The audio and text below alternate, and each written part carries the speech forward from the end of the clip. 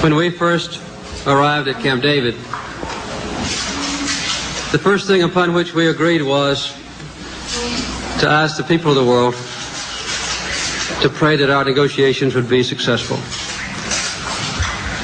Those prayers have been answered far beyond any expectations.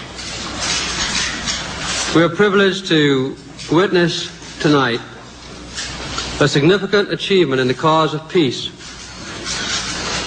an achievement none thought possible a year ago or even a month ago, an achievement that reflects the courage and wisdom of these two leaders.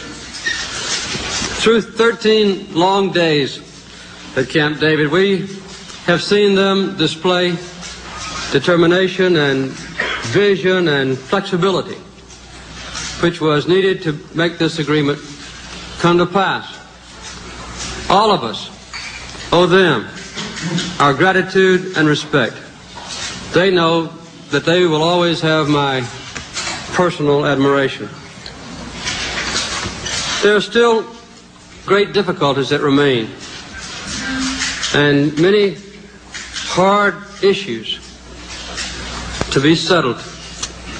The questions that have brought warfare and bitterness to the Middle East for the last 30 years will not be settled overnight. But we should all recognize the substantial achievements that have been made. One of the agreements that President Sadat and Prime Minister Begin are signing tonight is entitled A Framework for Peace in the Middle East.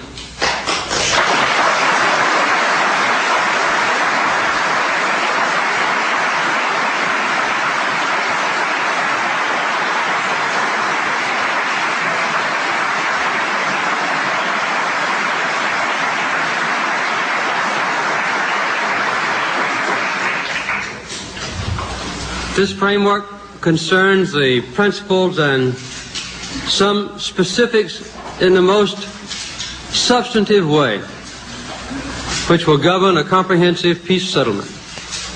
It deals specifically with the future of the West Bank and Gaza and the need to resolve the Palestinian problem in all its aspects.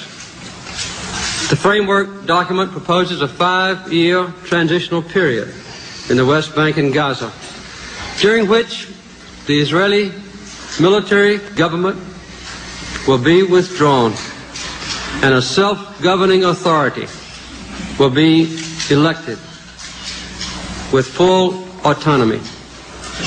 It also provides for Israeli forces to remain in specified locations during this period to protect Israel's security. The Palestinians will have the right to participate in the determination of their own future in negotiations which will resolve the final status of the West Bank and Gaza, and then to produce an Israeli-Jordanian peace treaty. These negotiations will be based on all the provisions and all the principles of United Nations Security Council Resolution 242. And it provides that Israel may live in peace within secure and recognized borders. And this great aspiration of Israel has been certified without constraint with the greatest degree of enthusiasm by President Sadat, the leader of one of the greatest nations on earth.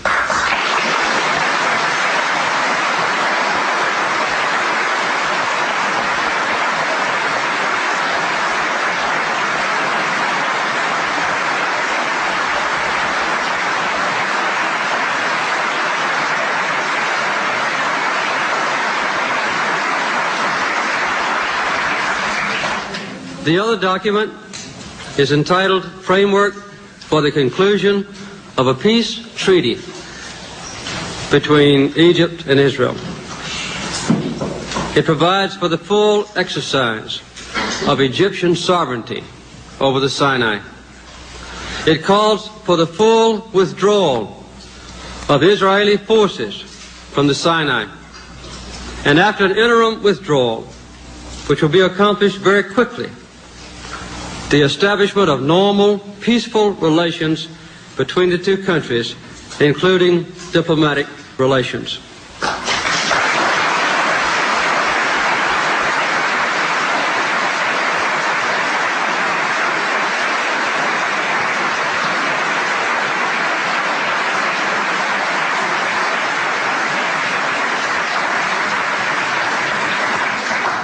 Together with accompanying letters, which we will make public tomorrow, these two Camp David agreements provide the basis for progress and peace throughout the Middle East. There is one issue on which agreement has not been reached.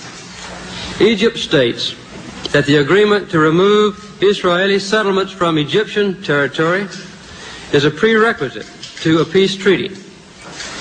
Israel states that the issue of the Israeli settlements should be resolved during the peace negotiations.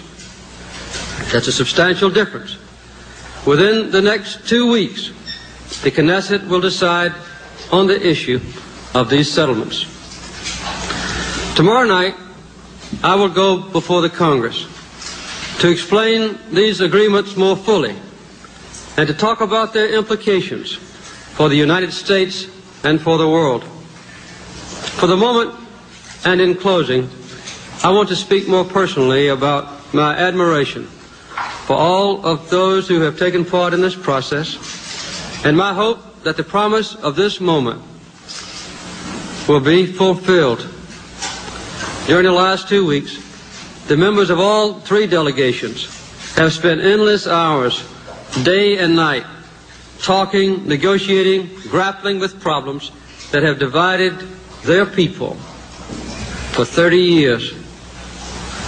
Whenever there was a danger that human energy would fail, or patience would be exhausted, or goodwill would run out, and there were many such moments, these two leaders and the able advisors in all delegations found the resources within them to keep the chances for peace alive. Well, the long days at Camp David are over, but many months of difficult negotiations still lie ahead. I hope that the foresight and the wisdom that have made this session a success will guide these leaders and the leaders of all nations as they continue the progress toward peace. Thank you very much.